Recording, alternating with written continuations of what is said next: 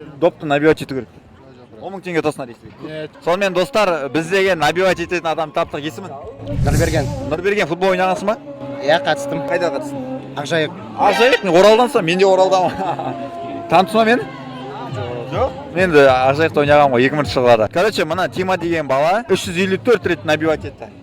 Сен одан ассаң, бізде рейтинг бар 15 адамның арасында. Көп жасаған адам 10 мың теңге ұтады. Хорошо, кеттік.